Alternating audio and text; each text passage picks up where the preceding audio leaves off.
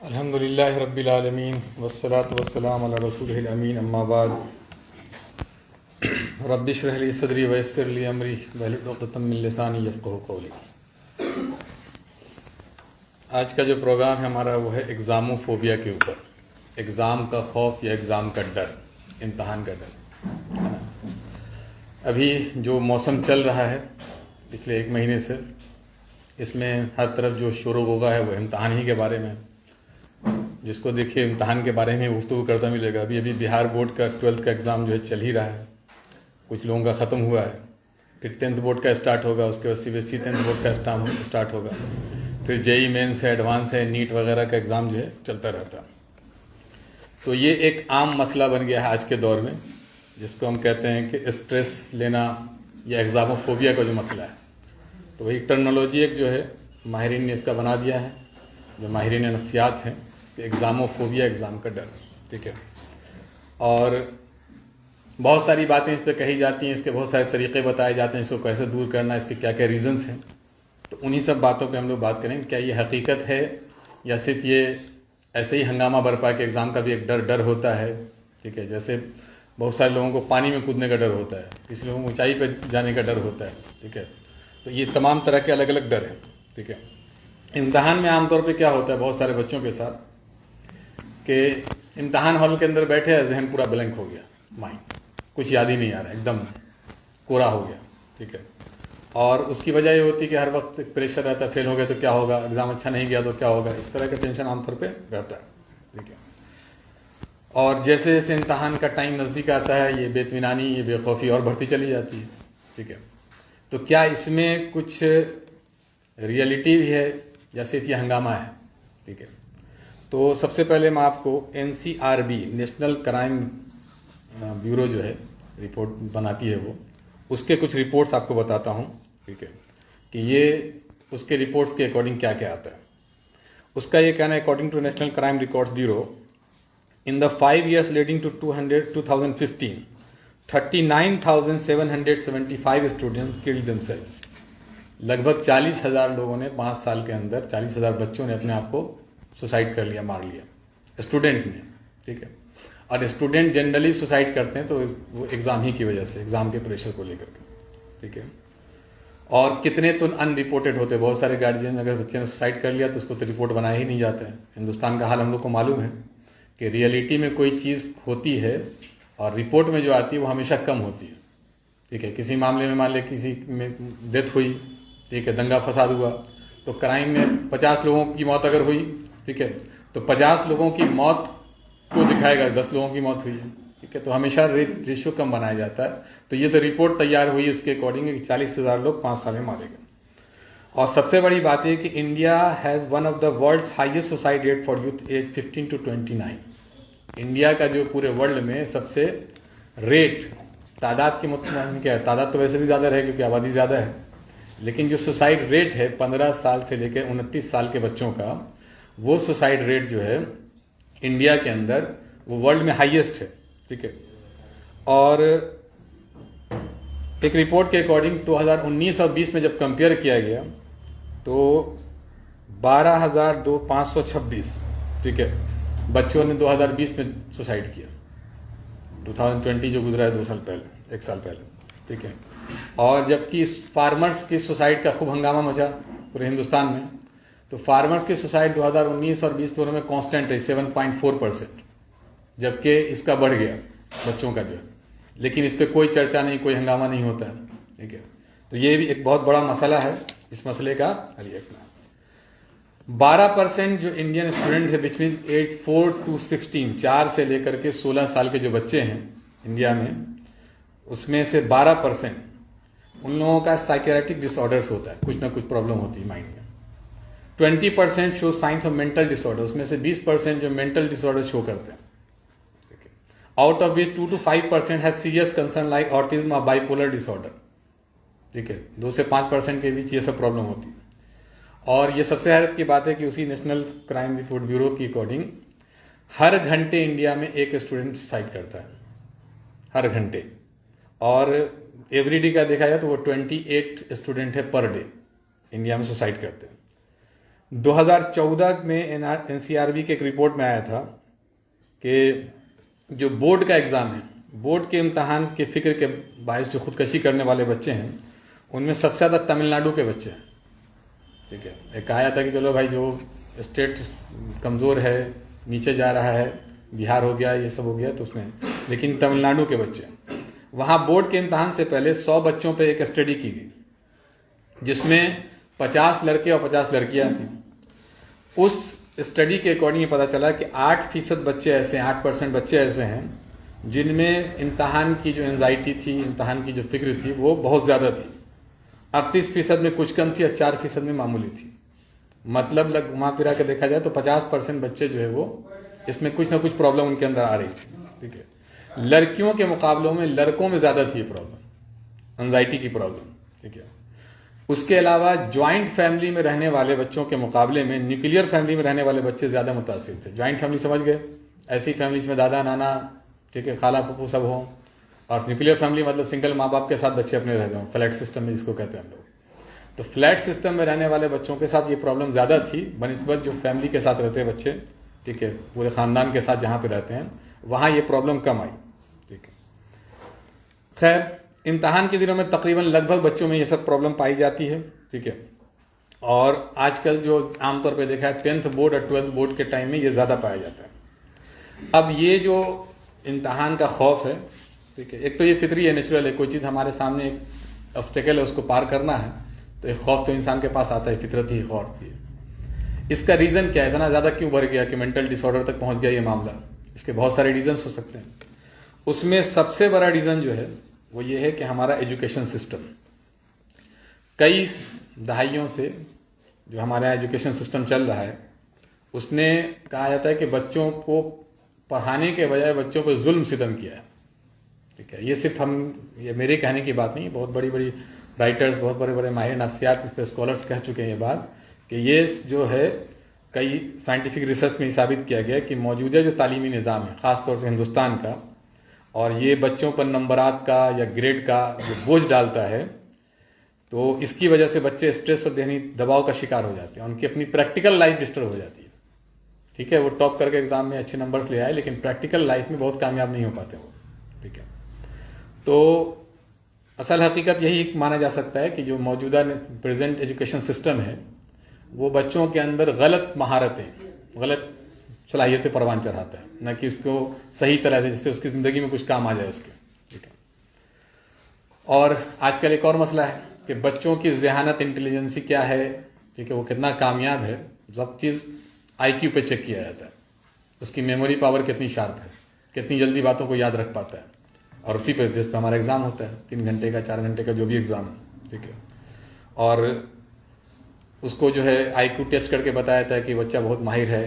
ठीक है, उसके अलावा एक और चीज़ है, जितने भी इदारे हैं, ठीक है, ख़ासतौर से आजकल मॉडर्न ज़माने में जो भी बिज़नेस का उसूल है, वो बिज़नेस का उसूल कहा जाता है कि वो है डर का बिज़नेस। ठीक है, डरा दीजिए पहले फिर बिज़नेस करवाइए। तो जितने भी आप देखते होंगे पोस्टर्स वगैरह कोचिंग इंस्टीट्यूट वगैरह का, उसमें क्या होता है, कोई बच्चा टॉप कर गया, अब टॉप कर गया, वो भी नॉर्मल बच्चों की तरह एक बच्चा, एक फील्ड में उसने आगे किया कुछ, उसकी इस कदर तशरीह की जाती है, इस कदर एडवर्टाइजमेंट किया जाता है कि दूसरे बच्चे को ना चाहते हुए भी उसका एक प्रेशर आ जाता है कि हमको वैसे ही बनना है। ठीक है, गलत कंपैरिजन करवाया जाता है। ठीक है, एक बच्चा किसी बिहार स्टेट का रहने वाला है, उसकी फैमिली की इनकम का क्या मसला है, एक बच्चा महाराष्ट्र का रहने वाला है, उसकी फैमिली का इनकम क्या है, वो किस सराउंडिंग में पला बढ़ा, तो वो बच्चा जब उसको क्वालिफाई करता है, उसका एक्सपेक्टेशन यहाँ के बच्चों से किया जाने लगता है, तो ये भी एक ज़हनी प्रेशर बन जाता है, दबाव बन जाता है। तो ख़ास तौर से ये बात दाब तौर पे किया जाता है कि जितना डराइए उतना ज़्यादा मार्केट उस चीज़ का बनेगा। ठीक है, चीज़ों को जो है डरा डरा करके आप ये चीज़ खाइए तो इससे ये फ़ायदा होगा, इसका ये फ़ायदा, इसका ये नुकसान होगा। ठीक है, तो ये डर का जो बिज़नेस है, ये पूरी दुनिया में आप जहाँ कहीं भी गौर करेंगे तो असल में आपको डरा करके ही उस प्रोडक्ट को बेचा जाता है।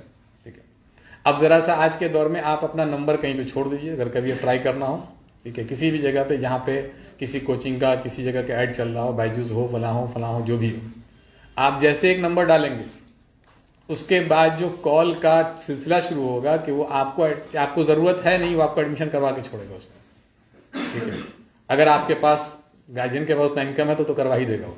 ठीक है, इस कदर आपसे आकर के मुलाकात करेगा। तो एक तो ये मसला है हमारे यहाँ कि हमारा जो एजुकेशन सिस्टम, उसमें एक चीज़ आप लोगों को शायद नहीं मालूम होगी, लेकिन ये कि एग्जामिनेशन में एक सक्सेस रेट होता है। एक तो हुआ टॉप किया, वो किया, सक्सेस रेट मतलब कितने बच्चे बैठे, कितने बच्चे निकाल रहे हैं। तो जाहिर सी बात है जितने सीट्स होंगे उतने ही बच्चे निकालेंगे। तो इंडिया इस मामले में और भी बहुत पीछे है कि इंडिया में जैसे यूपीएससी का एग्जाम कहा जाता है, इंडिया का सबसे टफेस्ट एग्जाम है, इसका सक्सेस रेट जो है वो 0.1% से लेकर 0.3%। सक्सेस रेट समझ में आया कि 100 बच्चे बैठेंगे तो उसमें 0.1% बच्चे कामयाब होंगे।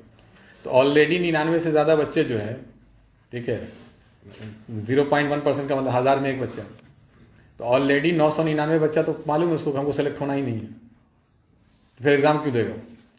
तो जाहिर सी बात है एक सक्सेस रेट का भी। उसी तरह से IIT JEE का देख लीजिए, तो IIT JEE का सक्सेस रेट है 0.92%, 2017 का डेटा है मेरे पास। नीट का थोड़ा ज़्यादा है, ठीक है, उसमें अगर गवर्नमेंट सेक्टर में देखा जाए तो 12.5 लाख बच्चे अप्लाई करते हैं और 41,000 के आसपास जो है एवरेज 12.5 लाख बच्चे हर साल बैठते हैं नीट के एग्जाम में, और 41,000 उसमें जो है वो सीट है गवर्नमेंट कॉलेजेस में, तो लगभग वो 29-30% के आसपास बन जाता है। तो नीट में ज़्यादा है थोड़ा। ये मामला है हमारे यहाँ का कि जो एग्जामिनेशंस होते हैं, ठीक है, उनमें सक्सेस रेट कितना है। तो पहला रीज़न जो है कि हमारा एजुकेशन सिस्टम वो गड़बड़ है। अब हमारे साथ मसला ये है कि हमको तो रहना उसी एजुकेशन सिस्टम में, तो उसके अकॉर्डिंग ही करना पड़ेगा। दूसरा जो रीज़न बता सकते हैं कि ये स्ट्रेस क्यों पैदा होता है, वो है टीचर और जो गार्जियंस होते हैं, पेरेंट्स, उनका गैर मुनासिब रवैया। वो खुद जब इनडायरेक्ट वे में बच्चों में प्रेशर डाल देते हैं, ठीक है, ऐसे कैसे निकलेगा, बहुत टफ होता है, ठीक है, तुम एग्जाम में जो है इतना घंटा कम से कम तुमको पढ़ना पड़ेगा। तो एक खौफ का अहम सबब ये भी है कि जो रवैया है वालिदैन का और इसका क्या कह सकते हैं गार्जियंस का जो रवैया है या टीचर्स का रवैया बच्चों के साथ हो। उसके बाद उसमें मसला ये है कि कभी कभी ये समझ में भी नहीं आता कि बच्चे को किस बात का स्ट्रेस हो गया। टीचर को भी कभी कभी समझ में नहीं आता कि आखिर मैंने कौन सा काम कहा या किस बात पे रिएक्शन कहाँ दे दिया। जाहिर सी बात, बोलना बहुत आसान है कि वालिदैन का इसमें रवैया होता है या टीचर्स का होता है, लेकिन इसको प्रैक्टिकली समझना बहुत मुश्किल काम है। हर आदमी हर वक्त हर एक जैसे मूड में नहीं होता है। तो किस वक्त किस टीचर्स ने किस तरीके से बिहेव किया बच्चों के साथ, किसी सब्जेक्ट को लेकर के या किसी मसले को लेकर के गार्जियन ने किया, उसकी वजह से भी एक स्ट्रेस हो जाता है, ठीक है। और जैसे मान लिया कभी कभी टीचर ने पढ़ाना शुरू कर दिया, कह दिया कि भाई ये चैप्टर बहुत टफ है, ठीक है, वहीं से ध्यान में बैठ गया कि टफ चैप्टर हमसे नहीं बनेगा। इसका एक रिसेंट एग्जांपल आपको दे सकते हैं कि 2005 में एक शख्स का इंतकाल हुआ, जॉर्ज डेंट लिज नाम था उसका, तो यूएस का रहने वाला था। तो उस दिन उसने क्लास में एंट्री की, ठीक है, तो टीचर उसको लेट हो गया क्लास में आने से पहले, तो उसने देखा कि बोर्ड पे टीचर ने 2 सवाल लिख रखे, ठीक है, वो लीनियर प्रोग्रामिंग का ऑप्टिमाइजेशन मैथ में आता है, एक प्रॉब्लम होता। तो उसने समझा कि यही होमवर्क है, उस होमवर्क को उसने नोट कर लिया, ठीक है, उसका घर चला गया। वो घर जाने के बाद उसने जो है होमवर्क समझ के उसको सॉल्व करना शुरू किया। 1 हफ्ते बाद लेकर गया टीचर के पास, उसको कहा कि सर मुझे होमवर्क सबमिट करने में थोड़ा टाइम लग गया। टीचर ने कहा कौन सा होमवर्क भाई, दिखाओ मुझे, ठीक है। तो होमवर्क उसको दिखाया गया, तो उसने कहा कि ये तो वो क्वेश्चन जो मैंने लिखा था कि इस चैप्टर में ये 2 अनसॉल्व क्वेश्चन है, अब तक किसी को कोई सॉल्व नहीं कर पाया, ठीक है। तो बाद में उससे पूछा गया जॉर्ज डेंटिल से कि आपने ये क्वेश्चन कैसे हल कर लिया। तो कहा कि अगर मुझे ये बताया जाता पहले कि ये क्वेश्चन अनसॉल्व है तो शायद मैं नहीं सॉल्व कर पाता, क्योंकि मुझे बताया ही नहीं गया, तो मुझे लगा होमवर्क है, इस चैप्टर का क्वेश्चन है, ट्राई किया, हो गया सॉल्व। तो इससे ये पता चलता है कि अगर आपके जहन पे एक स्ट्रेस पैदा हो जाए, खौफ पैदा हो जाए, तो आसान काम भी मुश्किल लगने लगता है। आपने देखा होगा कभी कभी छोटे से कीड़े वगैरह को किसी जगह पे फंस गया, किसी जगह पे एंट्री किया, आपकी नज़र में है कि वहां बहुत सारे रास्ते हैं, किधर से भी निकल सकता है वो, फिर भी वो हड़बड़ा जाएगा खौफ की वजह से, वो निकल नहीं पाएगा, इधर टकराएगा, उधर टकराएगा, इधर टकराएगा, ठीक है। अक्सर बेशतर देखते हैं कि उसको निकलने का बहुत सारा रास्ता होगा लेकिन वो टकराता है, ठीक है। ये जो खौफ की वजह से ही जो है बच्चों के अंदर निगेटिव एटीट्यूड पैदा होता है, उस निगेटिव एटीट्यूड को असल में दूर करना है, ठीक है। और आमतौर पे मैंने जो अब तक गौर किया है कि जितने भी बच्चे होते हैं उसमें एक और मसला होता है, उनके खौफ की असल वजह खुद अपनी सलाहियतों पे उनका अदम एतमाद होता है। ठीक है, कि incapability to behave in yourself, अपने आप पे ही यकीन नहीं होता कि हम इसको कर सकते कि नहीं कर सकते। जैसे हमारे बचपन में हम लोगों को कहा जाता था, कोई क्वेश्चन सॉल्व किया मैथ का तो अब आंसर की तरफ मत देखो, इससे तुम्हारे अंदर यकीन की कैफियत खत्म हो जाएगी कि क्या आंसर बुक के अंदर दे रखा है। आपने प्रोसेस कॉन्सेप्ट समझा, प्रोसेस सही लिया, बनाइए उसको। तो आप जब भी कोई क्वेश्चन सॉल्व करेंगे, अगर आदत पड़ गई आपको आंसर देखने की, तो उसमें प्रॉब्लम क्या हो जाती है कि हम लोगों के अंदर यकीन की कैफियत खत्म हो जाती है। हमको लगता है जब तक आंसर मिलेगा नहीं, क्वेश्चन सही नहीं बना। ठीक है, तो ये इनकैपेबिलिटी होती है अपनी ओन एबिलिटी पे बिलीव नहीं हो करना। ठीक है, एक भी वजह ये भी होती है। उसी तरीके से एक मसला और है जो जो प्रॉब्लम क्रिएट होती है स्ट्रेस वाला, चाहे वालिदैन कितने भी अच्छे हों, ठीक है, और टीचर भी कितने भी अच्छे हों, कभी कभी बच्चा खुद अपने ऊपर लोड ले लेता है खूब बेहतर से बेहतर करने के लिए, कुछ करके दिखाना है मुझे। ठीक है, वो जबरदस्ती लोड लिए चला जा रहा है अपने ऊपर। एक और मसला ये होता है कि समाज, हमारी सोसाइटी है, उसने जो कंपैरिजन का तरीका बनाया है बच्चों के अंदर, वो एक जाहिलाना तरीका है। ठीक, अपने मन से उन्होंने डिफाइन कर लिया कि ये कामयाबी है, और उस कामयाबी से हर बच्चे को तौला जाता है कि आप भी उसी लेवल पे आए। ठीक है, उस लेवल पे पहुंचने की कोशिश करें। ठीक है, अब इसमें ये मसला है कि ये सब तो प्रॉब्लम है, कि ये सब वजह क्या बनी स्ट्रेस होने की। ठीक है, और इसमें अगर बहुत सारे और भी मसाइल हैं तो उसके लिए जो जाहिर सी बात है जो माहिर नफ्सियात होगा वो बताएगा क्यों क्यों किस वजह से ये प्रॉब्लम क्रिएट हुई। लेकिन ये कॉमन वजह बताई मैंने। कॉमन वजह क्या थी कि एक तो ये हमारा एजुकेशन सिस्टम गड़बड़ है, जो ज़बरदस्ती स्ट्रेस पैदा करता है। बाज़ दफ़ा जो है स्टूडेंट और टीचर का जो रिलेशन होता है उसमें प्रॉब्लम होती है। ठीक है, रवैया जो टीचर का होता है, बाज़ दफ़ा वालिदैन के एक्सपेक्टेशंस या रवैया जो बच्चों के साथ होते हैं वो गलत होता है। बाज़ दफ़ा जो बच्चा खुद ब खुद एक प्रेशर अपने ऊपर ले लेता है कि हमको कुछ कर जाना है। ठीक है, बाज़ दफ़ा एक मामला ये होता है कि समाज ने उसके ऊपर प्रेशर डाल दिया है कि तुमको भी वही कुछ करना जो सामने वाले ने किया। ठीक है, जबकि इसकी अपनी ओन एबिलिटी है, कुछ और कर सकता है। तो ये अलग अलग मसला है। अब ये चीज़ प्रॉब्लम बच्चों के अंदर आई कि नहीं आई, इसका ज़्यादातर लेना देना टीचर और स्टूडेंट से, कि वो कैसे पता करेंगे कि बच्चों के अंदर ये प्रॉब्लम आई कि नहीं आई। ठीक है, बच्चों को तो मुश्किल है, जिसके साथ ये प्रॉब्लम होगा उसको खुद पता करना मुश्किल है। ठीक है, एक तो पहली बात ये है कि कुछ उसकी साइंस है, उसको देखा जा सकता है। आप अगर बड़े हैं तो अपने छोटे भाइयों बहनों में देख सकते हैं कि अगर ऐसी चीज़ आ रही है इसका मतलब स्ट्रेस ले रहा है। ठीक है, या एग्जामोफोबिया का शिकार है। नंबर एक है कि जिस्मानी अलामत।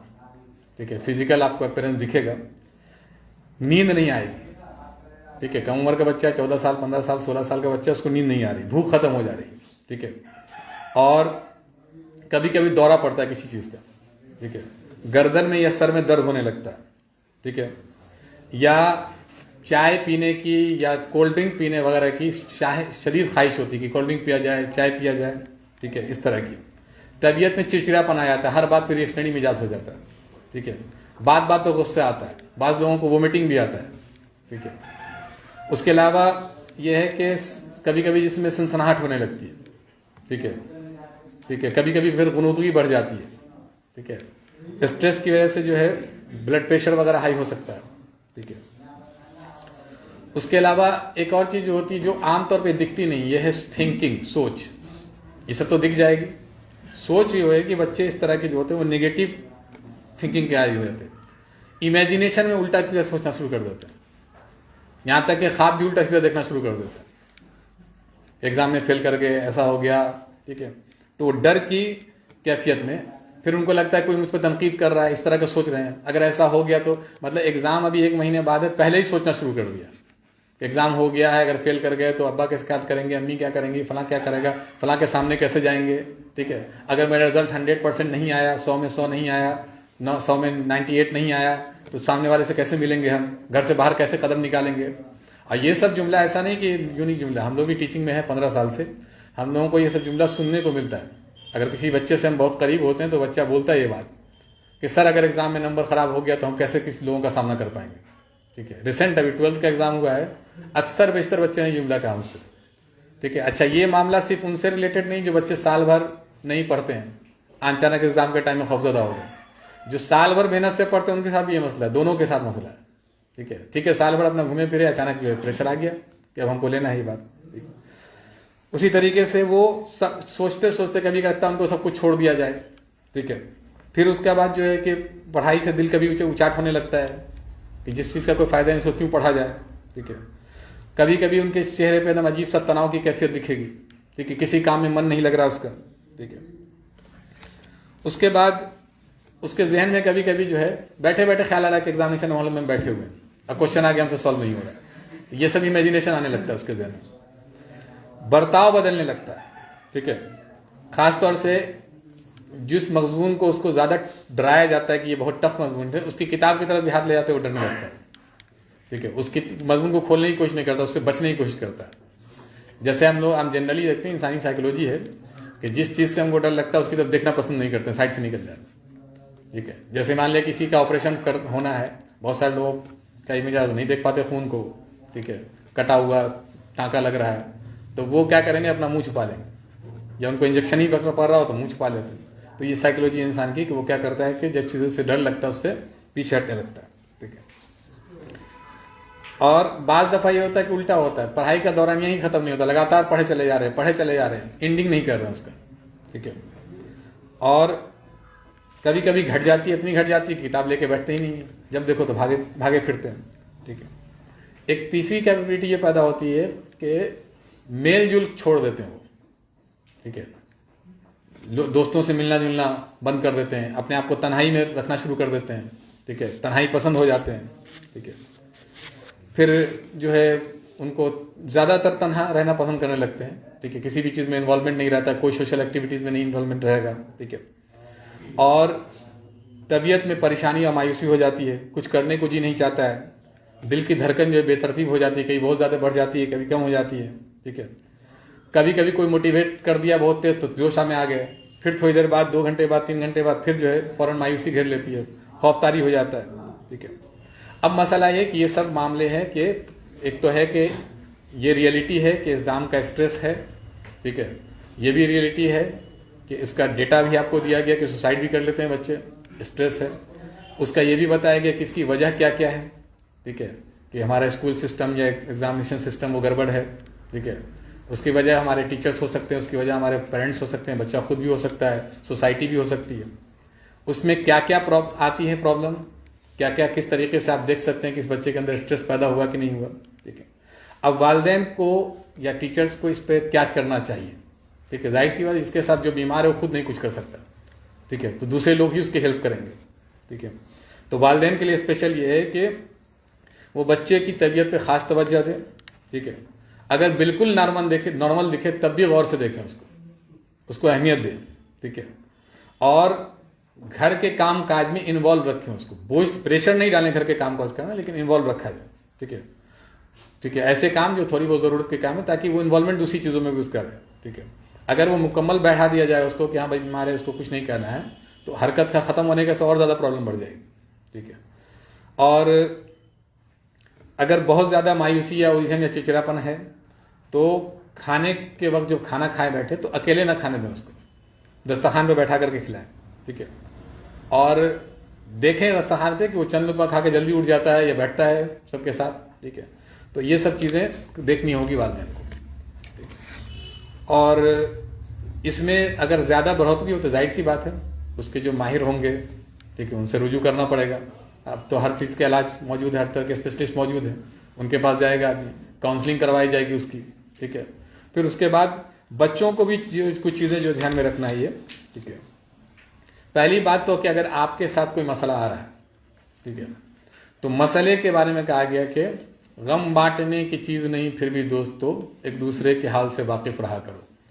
तो सबसे बड़ा मसला यह है कि आपको जब भी कोई इस तरह की प्रॉब्लम हो तो आपको जिस पर यकीन हो, जिन लोगों पर यकीन हो कि हाँ ये मेरी बात को समझेंगे, ठीक है, या हमको सही मशवरा देते हैं, तो उनके साथ अपनी प्रॉब्लम को शेयर कीजिए, ठीक है। वो कोई भी हो सकता है, आपका बड़ा भाई हो सकता है, आपके माँ बाप हो सकते हैं, आपके दोस्त हो सकते हैं जो आपसे ज़्यादा संजीदा हैं या आपसे ज़्यादा समझदार हैं, ठीक है, या फिर आपके टीचर्स हो सकते हैं, कोई भी हो सकता है, फैमिली कोई मेंबर हो सकता है। तो उससे इसको बांटा जाए, ठीक है, क्योंकि दुख बांटने से क्या होता है, आधा रह जाता है, सुना है कहावत, ठीक है। फिर उसके बाद ये मसला ऐसे शख्स से बयान करें जिस पे आपको भरोसा है। अब ये नहीं कि आपने जिससे बयान किया वो पूरी दुनिया में हंगामा मचाया हुआ है, ठीक है, तो उस पर भरोसा हो कि वो ये करे।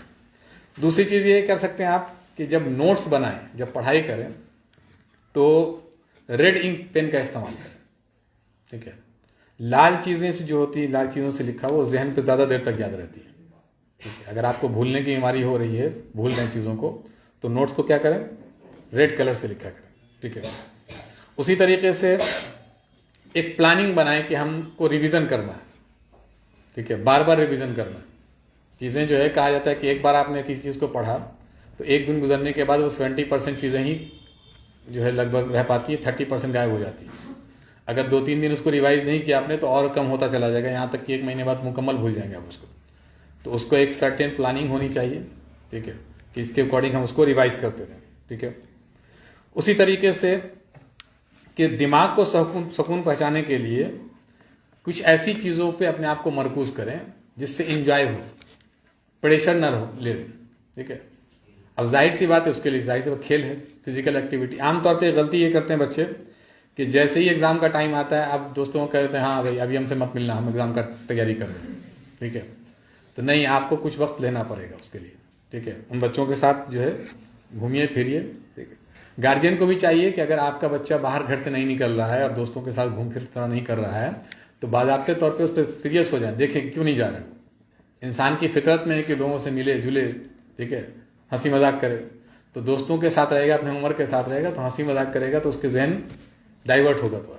ठीक है, दूसरी बात यह कि कभी भी 30 मिनट से 40 मिनट ये मैक्सिमम है ड्यूरेशन। इससे ज़्यादा देर तक आपका माइंड फ्रेश रह ही नहीं सकता। तो लगातार 4 घंटे पढ़ रहे हैं, 5 घंटे पढ़ रहे हैं, इसका कोई फायदा नहीं। ठीक है, तो उसलिए जो है लगातार नहीं, बल्कि आप 30 मिनट 40 मिनट का एक पीरियड लिया, फिर आप घूमे, थोड़ा माइंड को रिलैक्स कीजिए। ठीक है, बहुत सारी एक्टिविटीज़ कर सकते हैं आप। ठीक है, मान लिया कि घर के अंदर सफाई का काम करना शुरू कर दिया। ठीक है, कुछ और भी कर सकते हैं जहाँ से आपका पढ़ाई की तरफ से माइंड जो है डाइवर्ट हो। ठीक है, तो ये काम हम कर सकते हैं। फिर उसके बाद जो है एक चीज़, एक्सरसाइज नहीं करते हैं बच्चे। पहले तो के ज़माने में होता था कि जो गेम होता था वो फील्ड में होता था, आउटडोर गेम, क्रिकेट खेल रहा, फुटबॉल खेल, अपने आप एक्सरसाइज हो गया।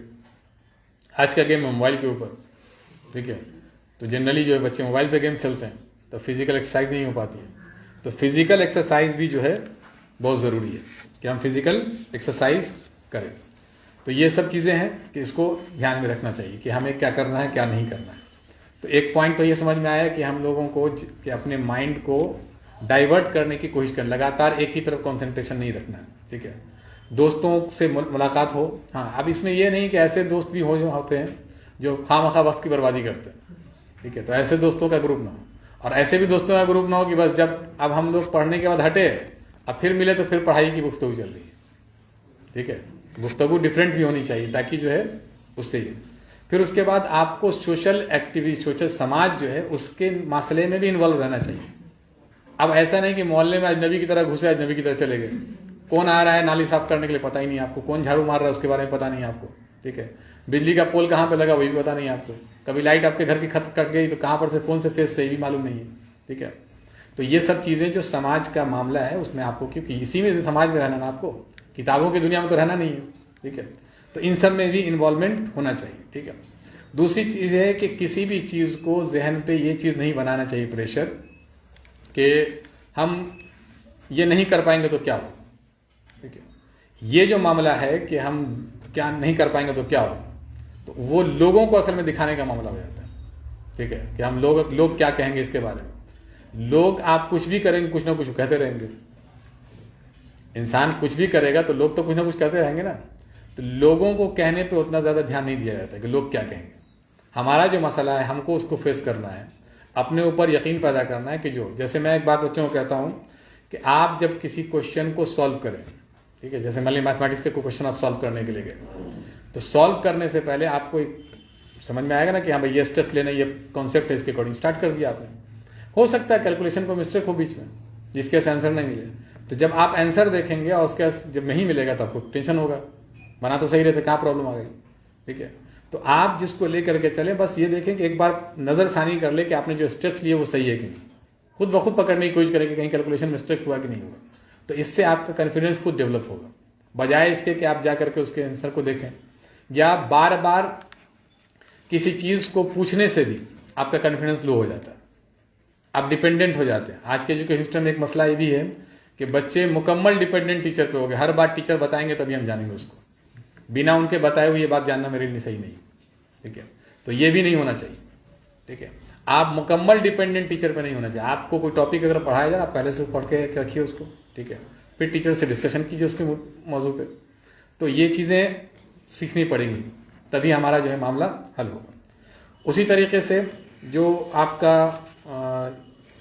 स्कूल सिस्टम है, स्कूल वालों को एक मशवरा दिया जा सकता है कि आप अपने यहाँ ये नंबर सिस्टम वगैरह को ख़त्म कीजिए। ठीक है, आप यहाँ जो क्या कहते हैं, जो अलग कंट्रीज़ में जाइएगा तो वहाँ पे ये नहीं कि ये सब्जेक्ट पढ़ना ही पड़ेगा आपको, बच्चे को कोई इंटरेस्ट नहीं, ज़बरदस्ती पढ़ाया जा रहा है। तो वहाँ पे जो है इख्तियारी मज़ामीन ज़्यादा होते हैं, एक आध दो कंपलसरी होता है, बाकी सब होता है ऑप्शनल। आप लें, इसको ले सकते हैं, इसको ले सकते हैं, इसको ले सकते हैं। तो डिफरेंट बच्चा डिफरेंट सब्जेक्ट पढ़ सकता है। हमारे यहाँ क्या है कि नहीं, अगर आपने फिजिक्स केमिस्ट्री लिया है तो लाजमी मैथ या बायो में से कोई पढ़ना ही पड़ेगा आपको। ठीक है, कोई एक चीज़ लेना, या बायो आपने लिया तो फिजिक्स केमिस्ट्री आपको पढ़ना ही पड़ेगा उसके साथ साथ। ठीक, तो ये कंपलसरी कर दिया गया। तो इख्तियारी मज़ामून जो है वो ये। फिर उसके बाद ऐसा नहीं होता कि एक ही बार एग्ज़ाम हो, साल में एक बार एग्ज़ाम हो पूरे साल का। एक बच्चे को जब लगे कि हम तैयार हैं, बोले कि हमारा एग्ज़ाम लिया जाए। समझ में आई बात? तो ये जो है, ये सिस्टम अगर किया जाए तो प्रेशर अपने आप रिलीज होगा। ठीक है, ये नहीं हुआ अगले बार, अगले महीने दे देंगे। ठीक है, इस वाले में नहीं हुआ, नेक्स्ट वाले में दे देंगे।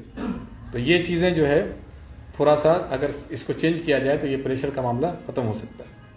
अब रही बात, ये तो होगी जनरल बातें।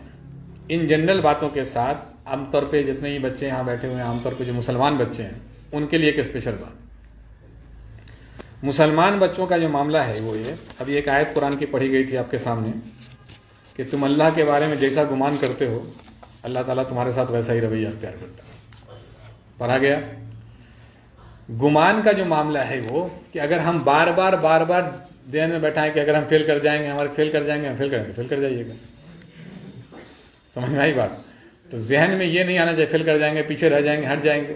ठीक है, इंजॉय करने के लिए चीज़ें, एग्जामिनेशन के बारे में कहेंगे, एग्जामिनेशन को इंजॉय किया जाए।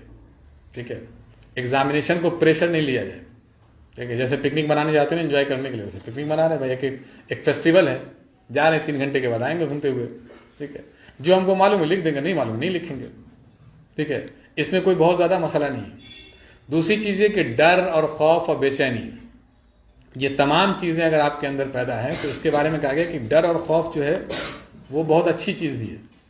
ठीक है, कोई इंसान ये कहे कि भाई मुझे डर नहीं लगता है, ठीक है, तो ये गलत बात है। ठीक है, ये खौफ जो है वो इंसान के अंदर, हर इंसान के अंदर पाया जाता है।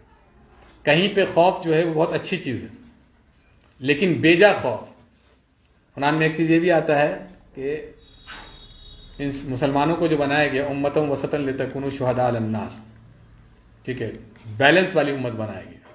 ये कभी एक तरफ झुकाव ज़्यादा नहीं कर लेते। ठीक है, इतदाल की राह अख्तियार करते हैं हमेशा, बैलेंस्ड लाइन। अब एक है कि इतना नहीं डरे कि कोई बात डर ही नहीं लग रहा तो उसके लिए नुकसानदेह है। ठीक है, मिसाल के तौर पे जब आप कहीं पे बैठे हो, अचानक कोई आवाज़ आई, ठीक है, तो आपके अंदर बायोलॉजी वाले जो लोग होंगे मालूम हुआ कोई ग्लैंड होता है, उससे कोई सिक्रेशन हार्मोन का शुरू हो जाता है जो आपको अलर्ट कर देता है ना। अब वो अलर्ट कर रहा है तो क्या होगा कि आप अगले जो एपिसोड कुछ भी होने वाला है उससे लिए पहले मेंटली तौर पर तैयार है। मिसाल के तौर पर ट्रेन में आप चल रहे हैं, रात में सोए, अचानक धमाके की आवाज़ आई, तो आप अगर निडर है तो सोए रह जाइएगा, आगे कुछ भी हो सकता है। लेकिन पहले झटके पे नींद टूट गई आपकी और आप खड़े हो गए, ठीक है, तो आपके बचने के चांसेस बच सकते हैं। तो खौफ जो है कहीं कहीं पर अच्छी चीज़ है, लेकिन खौफ को मुस्तकिल रहना ये गलत चीज़ है। लगातार अगर खौफ रह जाए, ठीक है, तो खौफ को यकसर नज़रअंदाज भी नहीं कर सकते हैं, ठीक है, और लगातार उसको लेकर के बेजा खौफ को ही कहा जाता है कि ये सब बीमारी है।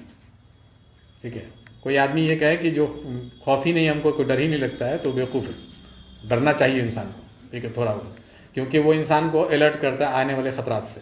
अगर आप डर ही नहीं लगेगा तो आने वाले खतरात से बचने का कोई उपाय नहीं ढूंढ पाएगा माइंड आपका। ठीक है, लेकिन वही बेजा खौफ जो है वो इंसान को नुकसान पहुंचा सकता है, उनका फ्यूचर खराब कर सकता है। ठीक है, अब ये जो खौफ है उसको इस्लाम की नज़र में क्या कहा गया? एक जगह आपने देखा होगा कि ला तहनु वला तहज़नु व अंतुमुल आलौना इन कुंतुम मोमिनून, न तुम हिम्मत हारो न तुम गम करो, तुम ही गालिब रहोगे, तुम ही सक्सेसफुल रहोगे अगर तुम मोमिन हो। ठीक है, तो मामला ये है कि खौफ को बढ़ा करके ये करना।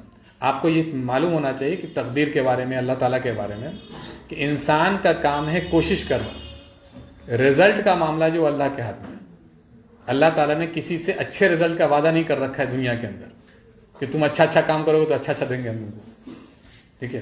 तुम अच्छी चीज़ों का वादा जो है अल्लाह ताला ने दुनिया में जो किया इंसानों से, वो किया है आखिरत में, इस दुनिया में नहीं किया। हमारे जितने भी आमाल इस दुनिया में होते हैं उसका इत्तफाकन किसी को उसका रिजल्ट दुनिया में दिख जाता है, लेकिन जो उसूल है वो उसूल ये है कि हम जो भी काम दुनिया में करेंगे, जितनी भी कोशिशें करेंगे, ज़रूरी नहीं उसका रिजल्ट यहीं मिल जाए, ठीक है।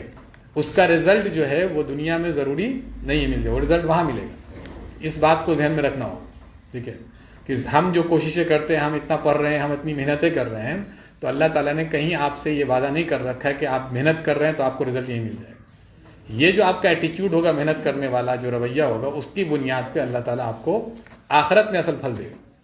यहाँ हम लोगों को सिर्फ काम क्या करना है कि हमारा काम है कोशिशें करना, ठीक है।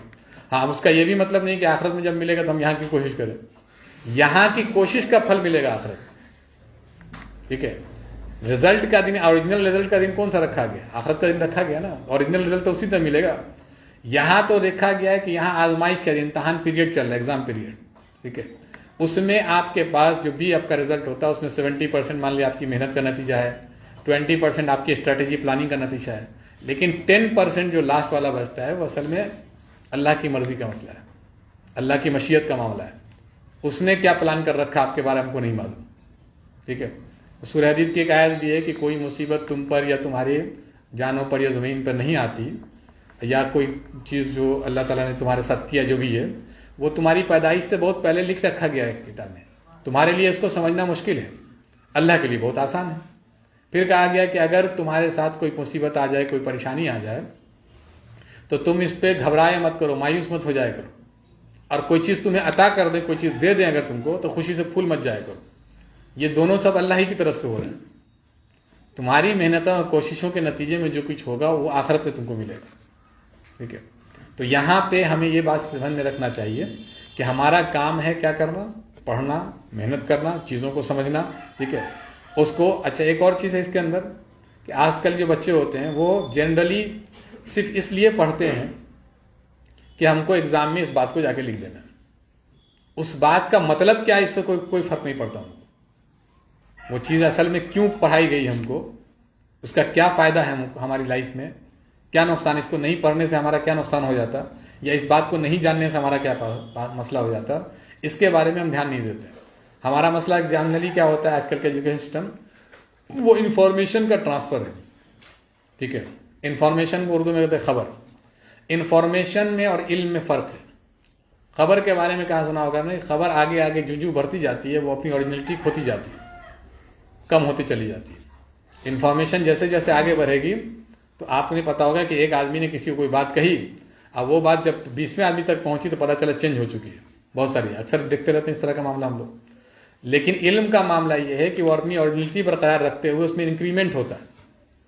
तो आप जब भी कोई चीज़ पढ़ें तो पहले ये देखें कि आपने इन्फॉर्मेशन गैदर किया है कि आपने इल्म हासिल किया। अगर इन्फॉर्मेशन गैदर किया है तो जाहिर सी बात तो कमी होगी, बढ़ेगा नहीं। लेकिन अगर आपने इल्म हासिल किया है तो वो अपने आप बढ़ता चला जाएगा, कंटिन्यूटी आ जाएगी उसके अंदर, ऑर्डिनरिटी भी बाकी रहेगी और आपका अपना भी कुछ एफर्ट लग जाएगा उसके अंदर। तो इन दोनों चीज़ों में हमें डिफ्रेंशिएट करने की ज़रूरत है। वो जो नंबरात हैं जाहिर सी बात है वो ज़रूरी है, नंबर भी ज़रूरी है, लेकिन कॉन्सेंट्रेशन असल पे रखेंगे तो ये चीज़ अपने आप हो जाएगी। और ओरिजिनलिटी से अगर हम बात हटा देंगे, हम सिर्फ याद रखेंगे अच्छा फोर्स का ये डिफिनेशन है, इसको जाके लिख देना, इस डिफिनेशन का मतलब क्या है, इससे हम समझा क्या हमने, इसके हमारी डेली लाइफ में कहाँ कहाँ पे यूजेस हैं। तो इन सब चीज़ों को अगर हम गौर से पढ़ेंगे तो इस अंदाज से, तो प्रेशर नहीं होगा बल्कि इंटरेस्ट पैदा होगा, और शौक से पढ़ेंगे हम चीज़ों को समझने के लिए। फिर हम टाइम टेबल का जो बहुत ज़्यादा वो नहीं रखेंगे कि हाँ भाई एग्जाम टाइम तक हमको इस सिलेबस को कंप्लीट कर लेना है, एग्जाम में जाकर के लिख दिया जाएगा, लेकिन उसके बावजूद हम उसको पढ़ते रहेंगे। फिर ये नहीं मामला होगा कि एग्जाम खत्म हो गया फिर रिलैक्स हो गए, ठीक है। तो ये सब मामला इसलिए होता है कि हमारा सिस्टम है बस एक इन्फॉर्मेशन गैदर करो, यहाँ से आकर वहाँ लिख दिया जाए। तो इन सब चीज़ों को हमें दुरुस्त करने की ज़रूरत है, ठीक है। और दूसरी चीज़ ये कि ये मोमिन के शायान शान ही नहीं है कोई बात कि वो किसी चीज़ का प्रेशर लेकर डरना शुरू कर दे।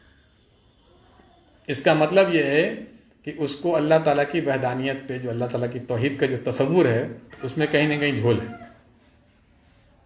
उसने सही से समझा नहीं उसको। तो स्टार्टिंग में ही जब आपको ये प्रॉब्लम क्रिएट होने लगे तो समझ जाइए कि आपका मसला जो है अल्लाह ताला से रिश्ता कमज़ोर पड़ रहा है आपका। उस रिश्ते को असल मजबूत करने की ज़रूरत है। जितना ज़्यादा वो रिश्ता मजबूत होगा उतना ज़्यादा आप कॉन्फिडेंस के साथ दुनिया में रह पाएंगे। जितना ज़्यादा वो रिश्ता कमज़ोर होता जाएगा आपका कॉन्फिडेंस लेवल घटता चला जाएगा। ठीक है, तो एक ही मसला है। हाँ, लेकिन अगर कोई मामला अगर आपके पास ज़्यादा परेशान कर रहा है आपको, ठीक है, जाहिर सी बात है, एक होता है बीमारी के होने से पहले का प्रिकॉशन, एहतियात कीजिए तो नहीं होगा, तो अल्लाह से लॉ लगाइए। ठीक है, आप जो आपकी किताबें आई हैं कुरान से अपना लॉ लगाइए। ठीक है, इनसे जब लॉ लगाएंगे या इल्म हासिल करने की कोशिश की तो आपका ये प्रॉब्लम नहीं होगा। लेकिन अगर हो जाता है तो इसका ये मतलब नहीं कि अकेले जूझते रहिए उस प्रॉब्लम से। उस प्रॉब्लम से भाई पहले ही बताया कि जिनको आप जानते हैं, जो भरोसेमंद हैं आपके, ठीक है, उनसे आप मुलाकात कीजिए, अपने प्रॉब्लम को डिस्कस कीजिए और उनसे पता कीजिए कि इसका सॉल्यूशन क्या निकल सकता है। क्योंकि ये प्रॉब्लम क्यों क्रिएट, इसको किसी स्पीच में नहीं बताया सकता कि ये प्रॉब्लम क्यों क्रिएट हुई। ठीक है, इसका सॉल्यूशन क्या है। हर बच्चे को अलग वजह से प्रॉब्लम हो सकती है, उसको अलग वजह से उसको हम लोग जो है सॉल्व कर सकते हैं अलग तरीके से उसको।